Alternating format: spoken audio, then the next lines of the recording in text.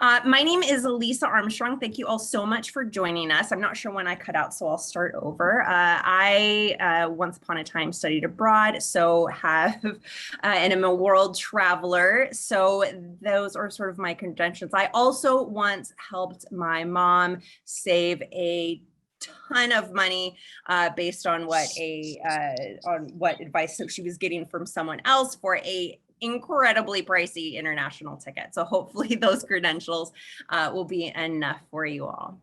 I'm also joined by Tonya Pizer, who's going to be coordinating things on the back end. I can't keep track of chat and talk to you all at the same time. So let me share my screen one more time. There we go. All right, 1 second. There we go.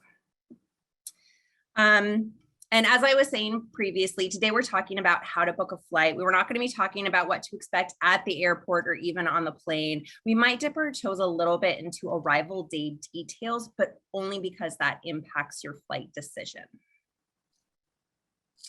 We'll go over info you need to know before booking, how to use travel search engines, including a lovely demo or two. Then we'll share some additional tips before we open it up for any questions you might have. You're all welcome to add questions to the chat as we go. Hopefully Tony will be able to handle them all. As I mentioned earlier, we have a nice large group. But the most important thing to know is purchase a refundable ticket. A lot of you have been hearing us drone on about this for a while now, but this is really crucial. Yes, it will cost a little bit more, but the pandemic has been getting steadily less severe, but we cannot guarantee that a worse strain won't cause cancellations the way it did 2 years ago. And if that happens, any scholarship or financial aid funding you were counting on to reimburse you for that upfront airfare will not be dispersed if there's not a program to disperse it for. So make sure to read that fine print when you book and make sure that it's refundable or at the very least a changeable ticket. Someone asked me recently about just getting sort of credit if they have to cancel it from the airline. That might be acceptable as long as you don't need that actual fund to be reimbursed. Keep in mind you are purchasing your airfare yourself. Your study abroad organizers cannot reimburse you for it. So that's why it's so important for you to be aware of this just in case. It's something that we always emphasize, but this year more than ever, we're really driving it home. All right. And there's one other thing. In some cases, you may be able to purchase trip cancellation insurance instead, but definitely factor this cost in as well. Make sure that it has cancel for any reason clause. It's sometimes CFAR. Similar to what this CISI insurance covers, this is a well-known company used by study abroad programs, which is why I put it up there. But as long as you can find a company that can provide that CFAR insurance and make sure there are no exceptions, it can be for even personal reasons, what have you. The group plan for CISA is a bit different. So have a closer look into it, even though you will already be insured by your program or have insurance for your programs, that's not going to cover cancellations for personal expenses. All right. So let's talk about information you need to know to book the ticket. So passport is a definitely important thing to have, but if you don't have it yet, if you don't have the passport you'll be using yet, and keep in mind if you applied for a renewed passport, that is going to be a completely different number, so it's not even worth inputting the information when you purchase your ticket. But it's helpful to have that information if you do have a passport handy when you're ready to book. And by the way, don't forget to sign your passport when you get it. Don't want to show up at the airport and have to sign it there. The next thing you're going to want to keep track of and make a note of is the airport codes. Here's a few in California that are particularly common. San Diego is SAN. LA, I'm sure all of you know LA is LAX, even if you have never even flown before. And San Francisco is SFO. So these are just some, LAX and SFO in particular are very popular international airports. If you're leaving from San Diego, it might be a little more expensive. So you'll want to double check both. And I'll sort of show you an example of that. Make sure you know your dates. If you arrive 1 or more days early, you'll have to take care of your own transportation into town for sure, plus a place to stay. So it may not be as cheap as you thought because you have to factor those in. Pre-departure program dates. For UCAP, you can check pre-departure dates under the program dates under the pre-departure section, excuse me. Global Seminar, we have been sharing check the arrival date and time range for pickup a lot. We've been sharing that with our various constituents. And for OAP programs, you're going to need to check the dates that are provided by either the provider or the university.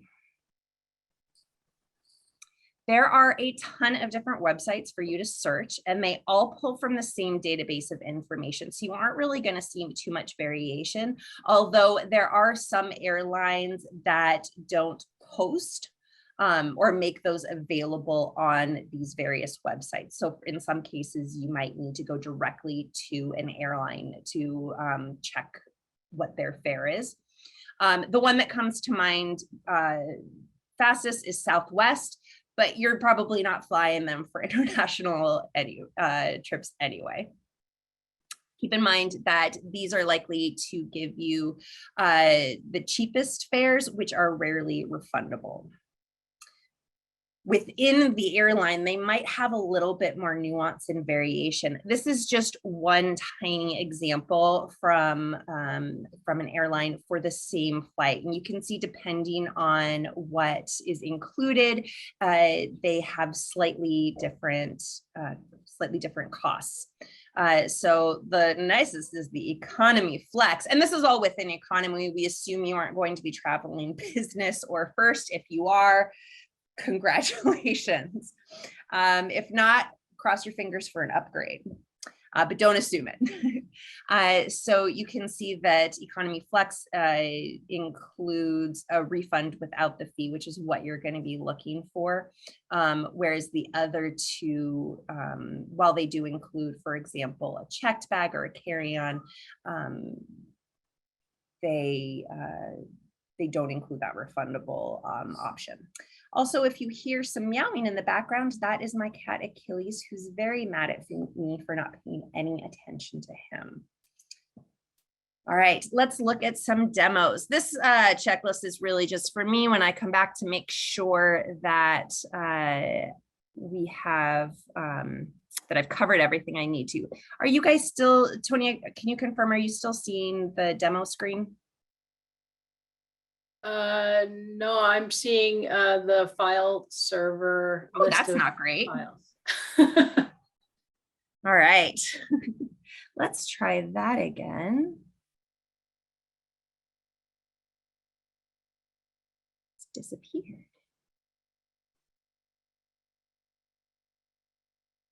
That's right. Okay. All right.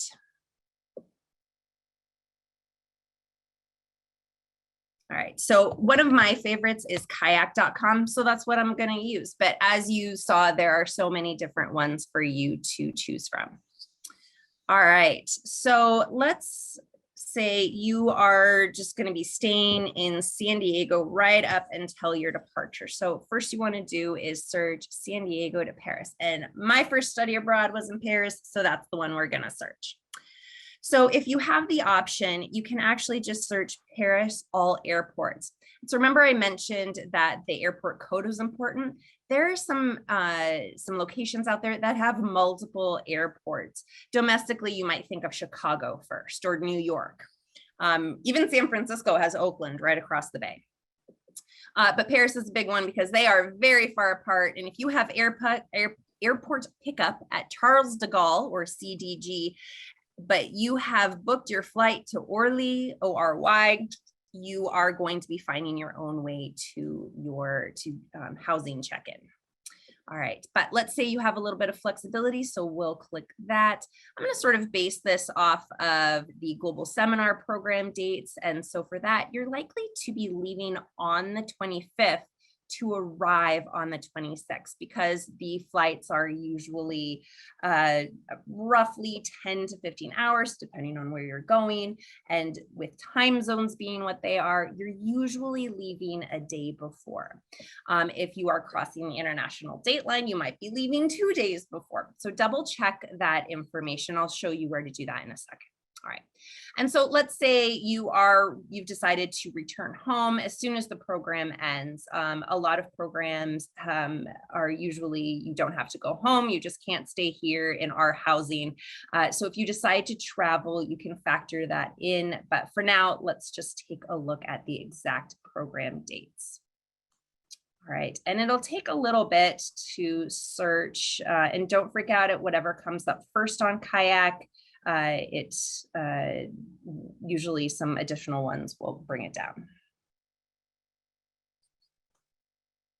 I see a lot in chat. Oh, lots of tips from Tonya. Great.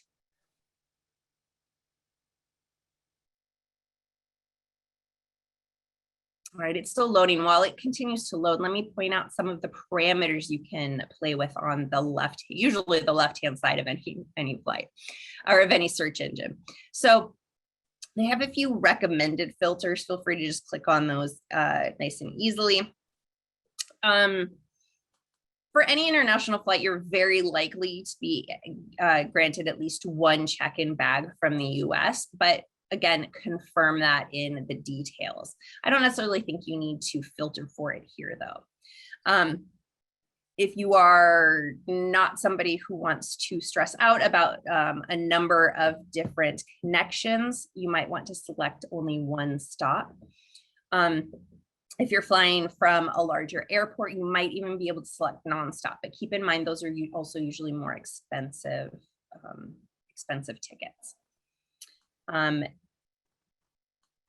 This one might be really important for you to select now. I actually didn't see it on my previous practice demos, selecting no change fees.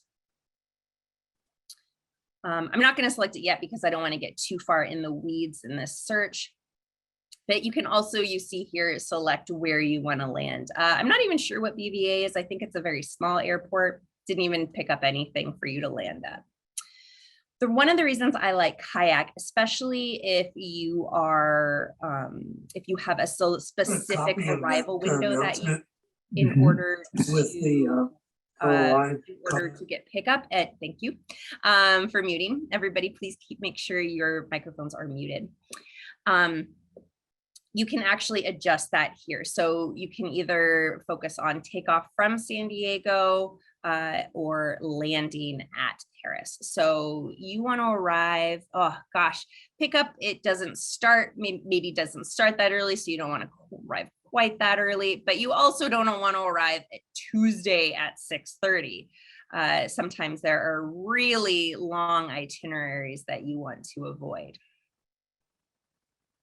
Oh, and it's being a little slow, apologies for this. There we go. So you want to make sure you're arriving, there we go, by, let's say, 5 p.m. on Sunday. So that'll help limit what you're looking at. Now, here's also, this is why some of the flight legs were having you arrive on Tuesday. The flight leg means how long it takes from your departure at the first airport to landing at the last airport. In this case, leaving San Diego to landing in Paris.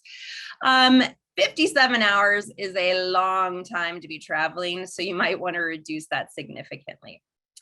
The layover time, on the other hand, means the time you're in any airport between here and there. So for example, if I just go right over here, it looks like there's a stop at Dallas Fort Worth. You want to make sure that you have enough time. One of the things to keep in mind about looking at these tickets is that this 2 p.m. is when the flight departs, when it is supposed to be leaving the runway, okay? You will actually need to board about 30 minutes before that minimum, all right? Usually they'll open up boarding about an hour before this takeoff time and close the doors, and nobody else will be allowed on at, say, 1:30 p.m. in this case. So that means if the layover is only 30 minutes, if those gates aren't right next to each other, you're not likely to make that flight. So make sure your layover gives you at least, if it would move, an hour. And depending on how you feel, maybe limit that from 24 hours. Maybe you don't want to spend more than 4 hours in a connecting airport. So that'll help narrow it down as well. Price is obvious. You can narrow this range down because you know your budget and you're not able to pay over a certain amount. You can even select your layover, what your layover airports are. Oh, one more thing about layovers. If you did want to have that nice long layover somewhere, double check where it is and what you might need to do for that. Some locations might require you have a visa to leave the airport. Otherwise, you definitely don't want to find out that you're going to be stuck in an airport for 24 hours if you can avoid it. Some people do choose that option. It can sometimes be the cheapest option, but you have to weigh all those decisions for yourself. All right. So you can see how many different layover airport options there are. Flight quality, aircraft and booking sites are just some sort of other random parameters in terms of where they're looking, where Kayak is pulling all this information from. I don't really have any advice for you about aircraft selections. I guess some people have preferences. You can also make sure to sort of indicate flight quality. Because I limited the time, they have a quick check off where it will show you all the longer flights that I've filtered out, as well as with layover transfers versus self-transfers.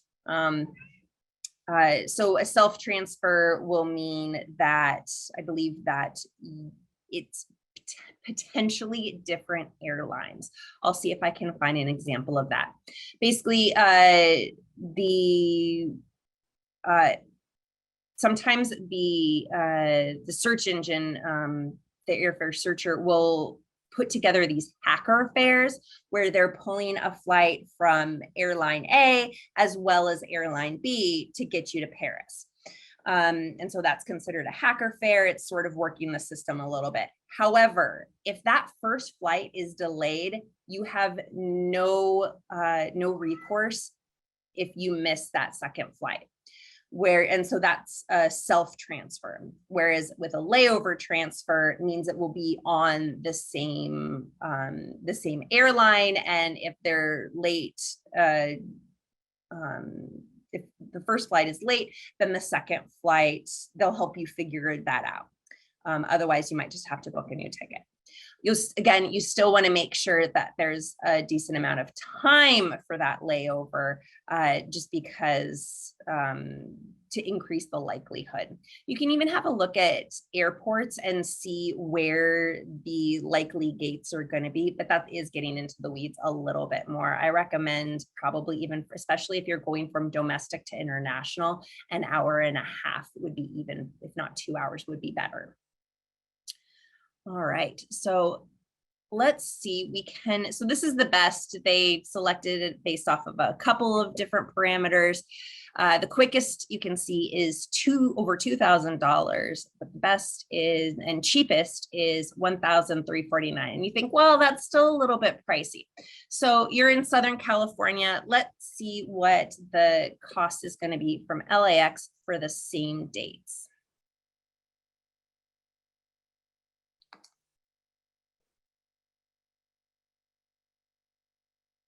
And look at that, we've already got a cheaper option. Keep in mind, that doesn't mean you have to make it up to LAX.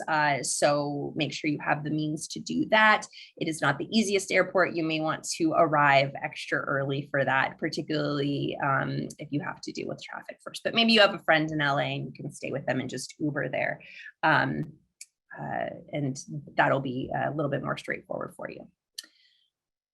All right. And then, of course, you'd want to double check and search specific airfare if you're getting airport pickup to Charles de Gaulle. And so that would just be really the same thing.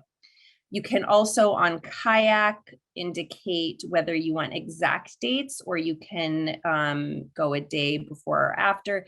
Just remember, if you select like one of these plus or minus 3 days, that you are not, in fact, looking at leaving before the program actually ends. We definitely don't want you to have to change your flight at a pricey cost. Although hopefully with your refundable airfare, that won't be as much of an issue. And so I just want to show you what that looks like, at least with Kayak. So they create a grid so you can see if you depart here and versus return here. And so then you can just uncheck the dates you don't want to consider. All right, it looks like the chat is blowing up. Let's see if I mentioned everything.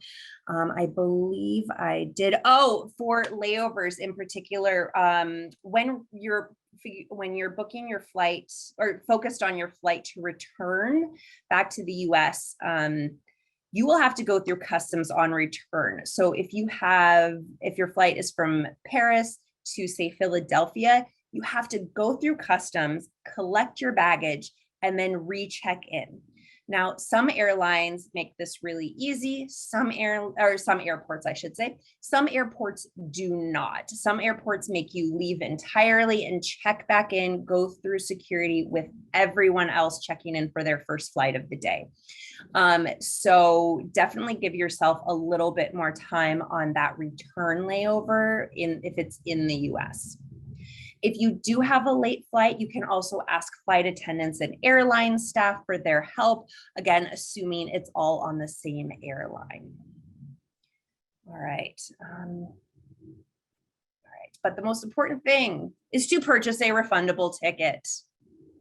Really gonna nail this home. All right, some other tips and advice for you. Not all airlines are, I've mentioned this previously, are on search engines like Kayak and Google Flights. Again, you may need to go to the airline website. In fact, I recommend you do that in general. I knew I was forgetting a step. So let's say you find this fantastic, you really like this cheapest one, it's still Aer Lingus. I'm really gonna focus on dates at this time. Let's pretend this has the perfect dates. So you're gonna want to visit the actual airline. Oh, and this one's actually through eDreams. So I recommend going straight to Aer Lingus in this case. Shoot. Oh, and by the way, you can get more information about the flight by just clicking on the item. So for example, this is an overnight flight and you'll be in Dublin for almost 5 hours. So you'll want to go directly to Aer Lingus to search this flight to double check what all is included. Sometimes they'll put some details at the bottom or where else they are finding this fare. There can be some deals out there. There's also, I want to let you know about Student Universe. They can have often have good deals for students. I didn't didn't use them in my demo because I couldn't find a way to search for specific airline arrival times. But you can see that it's just going to be a very similar search engine. And again, I'm still going to recommend that you double check and go directly to the airline to confirm what's included and if there's any additional or reasonable fees for to make sure it's a refundable ticket and how much that is. All right. There's that. And I mentioned Student Universe because sometimes those tickets may provide some additional flexibility. Feel free to check different dates and airports based on your comfort level and your program. If you've never traveled before, you may be way more focused and wanting to get that airport pickup than if you have traveled before, in which case, what are you doing here? Or if you just find yourself to be very independent, you've done it, you're comfortable doing a ton of research on the airports and how to get from there to your housing location. Again, be aware of those hidden fees. Some common ones are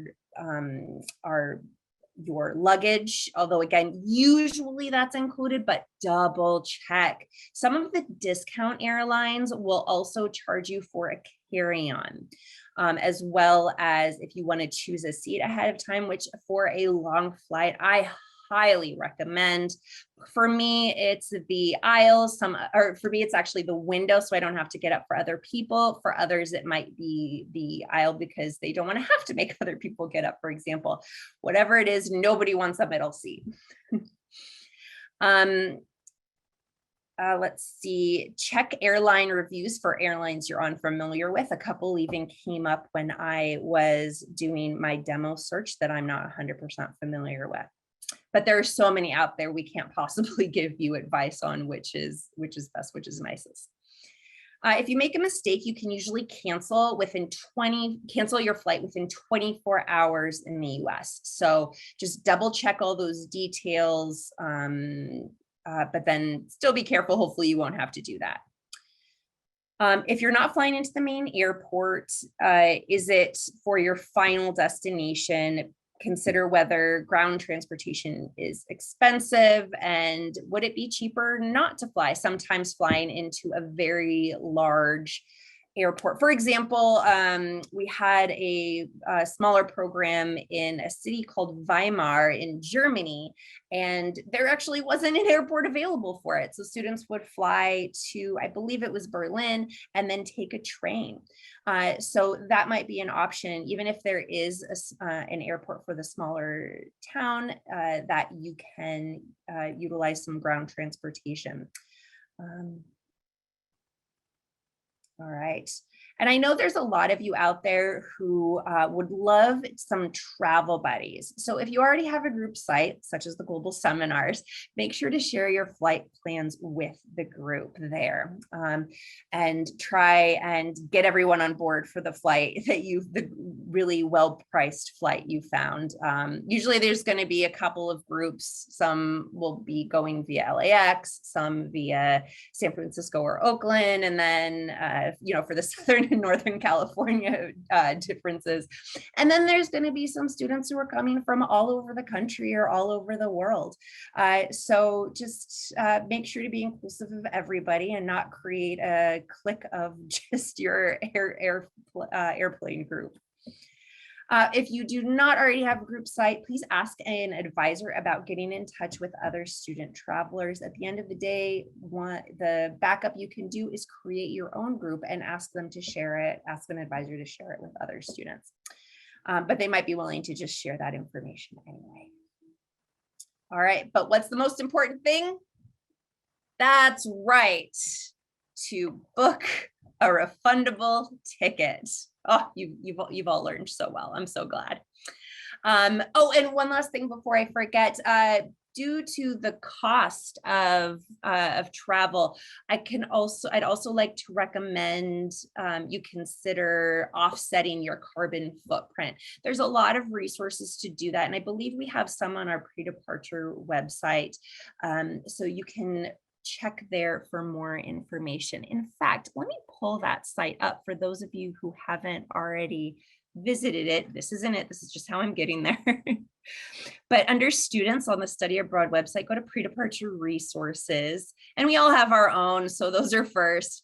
But we have a ton of resources here as well that I want to put in a little plug for.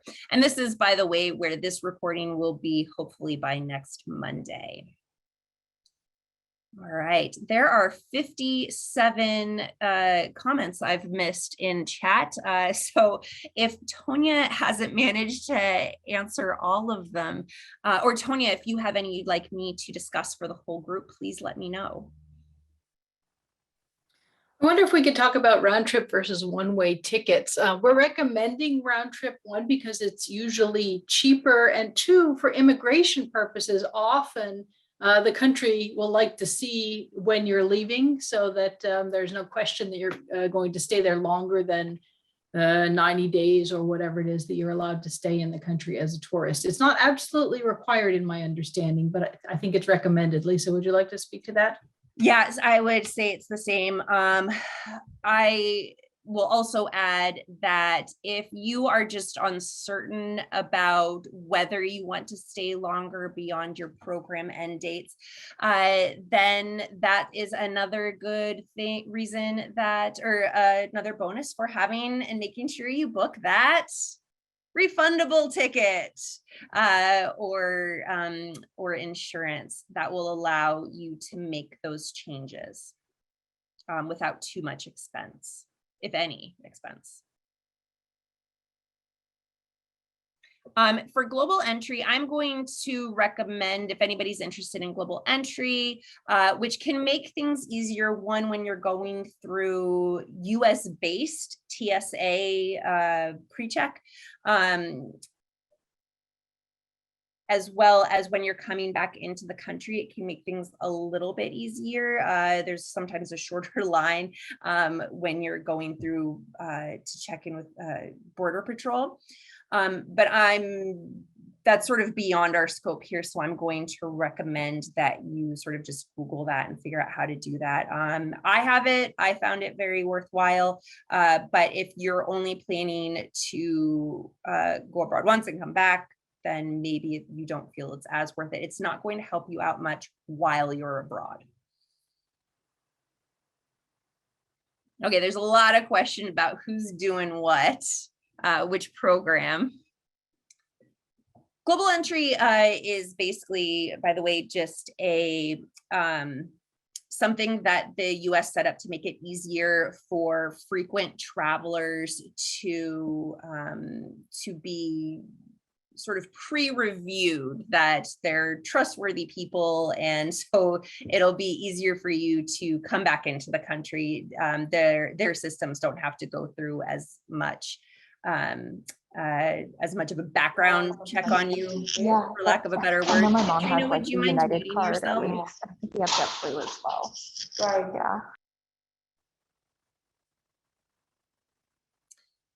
Yeah.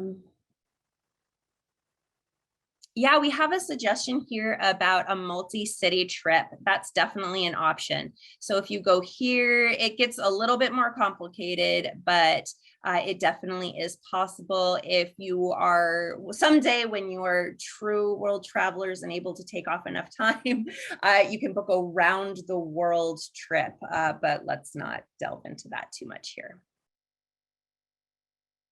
But you can see, you could just sort of select it, and you can sort of skip locations. So for example, you could go LA to Paris, and then you know you're going to be taking a train to Italy. So you'll return from Rome to Los Angeles, for example. It doesn't necessarily have to connect, but it can. So if you want to do LA to Paris and then Paris to Rome when the program ends, and then a week later, Rome to LA, you can do that as well. Yes, please wait to be accepted to book your ticket. Although they are going to be refundable, right? But it will cause you a lot less headache if you wait to confirm that. For multi-city programs, I am guessing this is a UCEAP program. If they're not already available in your pre-departure section, they should be soon. In the meantime, you can check. If nobody's giving you idea of when that'll be available, feel free to reach out to your advisor. Oh, thanks. Tonya put a link about offsetting your carbon footprint.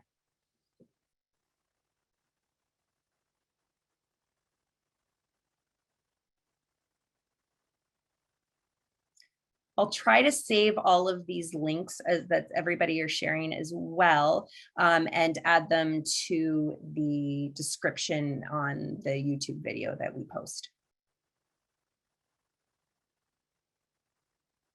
Oh, I love it. It was someone actually shouted out refundable tickets when I got to that section, or, you know, all caps in the chat.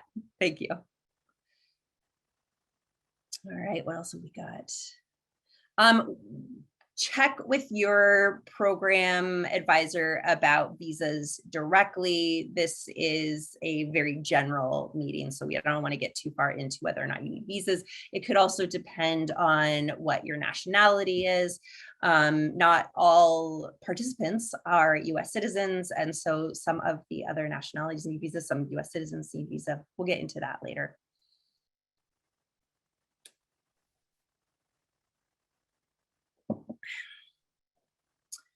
Jackson, on the Dublin internship, that's an 8-week program. So yeah, it won't be like the dates I used in the example.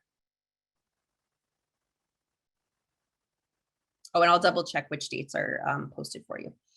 We're getting into a lot of questions that are not about airfare right now. We are indeed. And I think that the best way to do that would be to reach out on the Virtual Advising Center to your advisor or on the group chats that we have going for the program.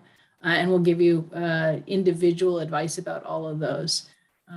We want to make sure that we don't waste other people's times. If you have questions about your visa, similarly, that depends on your citizenship and which country you're going to, and you should reach out to your individual advisor and we'll give you as much help as we can on that process. US citizens on a US passport going to Europe or many other countries don't need a visa. There are a few countries that do, depending on the length of your program. If you're on a short-term program, you probably don't need a visa. If you're on a longer-term program, you may need a student visa. So it's very specific to your situation and the program.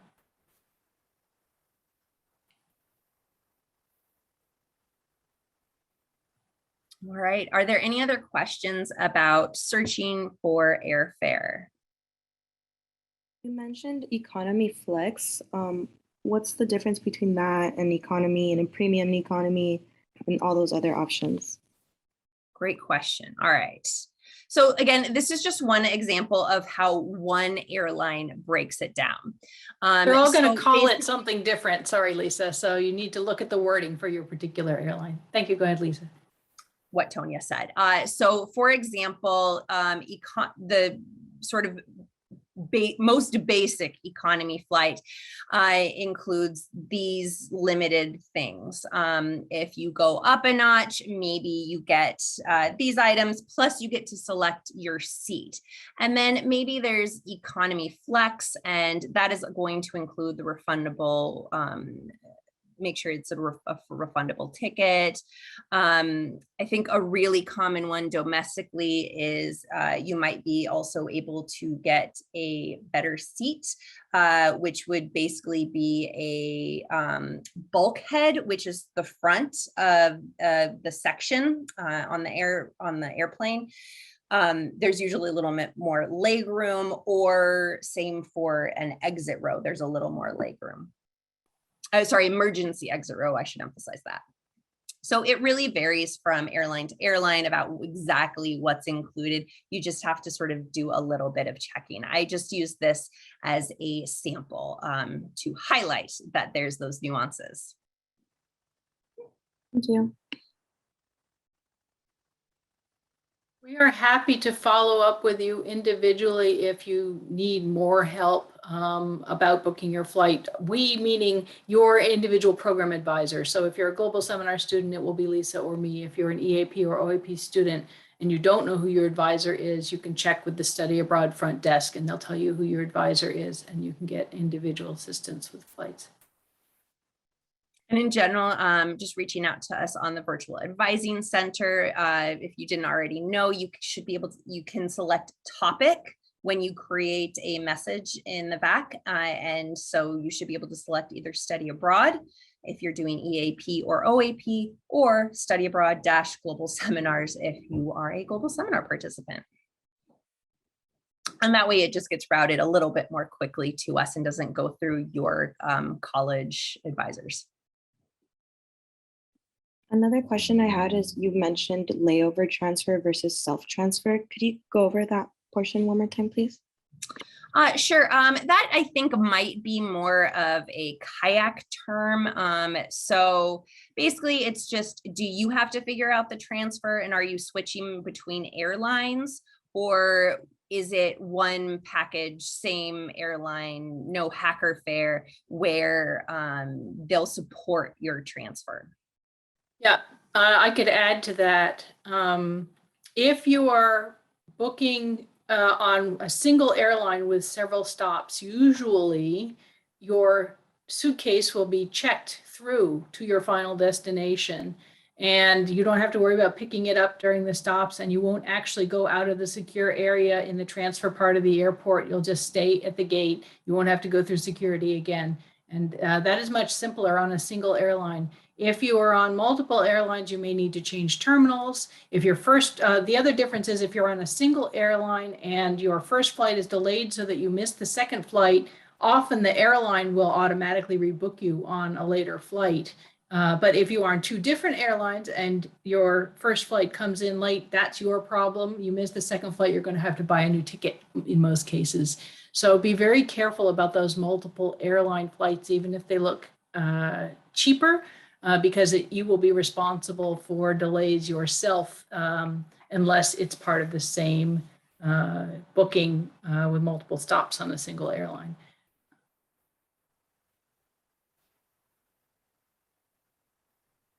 Also, I guess I would say for an international layover where you are about to get onto an international flight after the first flight, you're going to want at least 2 hours during that layover time because you have to get to the airport really early for international flights, much more so than domestic flights. So watch those layover times if it's a domestic flight followed by an international flight.